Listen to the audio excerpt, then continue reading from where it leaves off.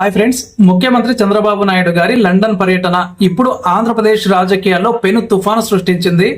ఒకవైపు రాష్ట్రంలో నిధుల కొరత, అభివృద్ధిపై చర్చ జరుగుతూ ఉంటే, మరోవైపు ముఖ్యమంత్రి పర్యటన వివరాలు అత్యంత రహస్యంగా ఎందుకు ఉంచారు? అసలు ఆయన వెళ్ళింది అధికారిక పర్యటనక లేక వ్యక్తిగత పనుల కోసమా? అలాగే సాక్షి టీవీ చేస్తున్న ఆరోపణల్లో ఉన్న లాజిక్ ఏంటి? ఈ మొత్తం వ్యవహారం వెనుక సామాన్యులకు తెలియని అసలు కథ ఏంటి? ఈ వీడియోలో చెప్తాను. ఆంధ్రప్రదేశ్ రాజకీయాల్లో ఎప్పుడూ లేనంత ఉత్కంఠ ఇప్పుడు నెలకొంది. ఒక రాష్ట్ర ముఖ్యమంత్రి సాధారణంగా విదేశాలకు వెళ్లడం కొత్తమీ కాదు.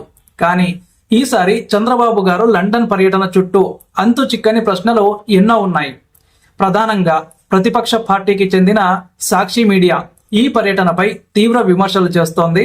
సాధారణంగా పరిపాలనా విభాగం అంటే జిఏడి వద్ద కూడా ఈ పర్యటనకు సంబంధించినటువంటి అధికారిక సమాచారం లేదని, ముఖ్యమంత్రి గారు ఎక్కడ ఉన్నారో కూడా ప్రభుత్వ శాఖలకు కూడా తెలియదని వాళ్ళు వాదిస్తూ ఉన్నారు. సో ఇంత గోప్యత ఎందుకు? ఇది కేవలం ఒక రాజకీయ ఆరోపణ మాత్రమేనా, లేక దీని వెనుక ఏదైనా బలమైన కారణం ఉందా అనేది ఇప్పుడు హాట్ టాపిక్. ఇప్పుడు వాస్తవాలను పరిశీలిస్తే 2025 డిసెంబర్ చివరి వారాల్లో చంద్రబాబు గారు లండన్ పర్యటనకు వెళ్లారు. మొదట ఇది తన భార్య నారా భువనేశ్వరి గారికి దక్కుతున్నటువంటి ప్రతిష్టాత్మక గోల్డెన్ పీకాక్ మరియు ఇన్స్టిట్యూట్ ఆఫ్ డైరెక్టర్స్ అవార్డుల కోసం చేపట్టిన వ్యక్తిగత పర్యటనగా వార్తలు వచ్చాయి. హెరిటేజ్ ఫుడ్స్ ఎండీగా, అలాగే ఎన్టీఆర్ ట్రస్ట్ ద్వారా ఆమె చేస్తున్నటువంటి సామాజిక సేవలకు గుర్తింపుగా లండన్ లో ఈ పురస్కారాలు అందజేశారు. సో ముఖ్యమంత్రిగా తన హోదా కంటే ఒక భర్తగా ఆమె సాధించిన విజయానికి అండగా నిలిచేందుకు వెళ్ళినటువంటి పర్యటన ఇది అని టీడీపీ శ్రేణులు చెప్తూ ఉన్నాయి. అయితే వివాదం ఇక్కడే మొదలైంది. ఒక వ్యక్తిగత పర్యటన కోసం వెళ్లిన ముఖ్యమంత్రి గారు అక్కడ ఉన్న సమయంలోనే భారత హై కమిషనర్ తో భేటీ అయ్యారు. అలాగే బ్రిటిష్ విశ్వవిద్యాలయాలతో ఆంధ్రప్రదేశ్ లో భాగస్వామ్యం గురించి చర్చించారు. అండ్ అలాగే artificial intelligence, semiconductors, space technology వంటి కీలక రంగాల్లో పెట్టుబడుల గురించి అక్కడి పారిశ్రామికవేత్తలతో మాట్లాడారు. సో ఇది కేవలం వ్యక్తిగత పర్యటనే అయితే అధికారిక స్థాయిలో ఈ చర్చలు ఎలా జరిగాయి? ఒకవేళ ఇది అధికారిక పర్యటన అయితే దానికి సంబంధించినటువంటి జీవోలు లేదా ప్రభుత్వ ప్రోటోకాల్ వివరాలను పారదర్శకంగా ఎందుకు ఉంచలేదు? సో ఇదే ఇప్పుడు సాక్షి మీడియా ప్రధానంగా లేవనెత్తుతున్నటువంటి పాయింట్ అన్నమాట. సాక్షి టీవీ ఆరోపణల ప్రకారం గతంలో జగన్మోహన్ రెడ్డి గారు విదేశాలకు వెళ్ళినప్పుడు ప్రతి చిన్న విషయాన్ని కూడా భూతద్దంలో చూపినటువంటి ఆ టీడీపీ మీడియా ఇప్పుడు చంద్రబాబు పర్యటన రహస్యంగా జరుగుతూ ఉంటే ఎందుకు ప్రశ్నించడం లేదు అనేది వాళ్ల వాదన.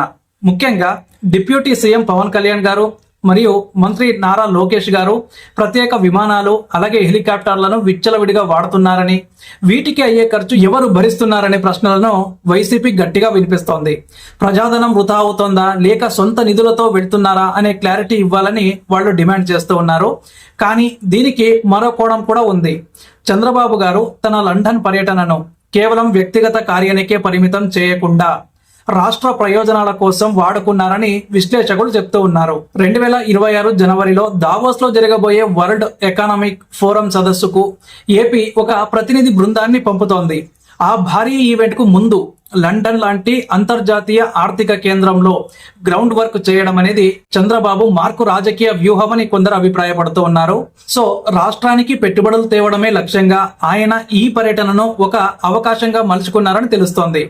ఇక్కడ మనం గమనించాల్సిన విషయం ఏంటంటే, రాష్ట్ర ప్రజలు ఇప్పుడున్న ఆర్థిక సంక్షోభంలో ఉన్నప్పుడు పాలకులు విదేశీ పర్యటనలకు వెళ్లడంపై సహజంగానే అసహనం వ్యక్తం చేస్తారు. ముఖ్యంగా కరెంటు ఛార్జీల పెంపు, రోడ్డు సెస్ వంటి భారాలు సామాన్యులపై పడుతున్న తరుణంలో ప్రభుత్వ పెద్దల పర్యటనల వివరాలు పారదర్శకంగా లేకపోతే అది ప్రతిపక్షాలకు ఆయుధంగా మారుతుంది. పారదర్శకత అనేది ప్రజాస్వామ్యంలో అత్యంత ముఖ్యం.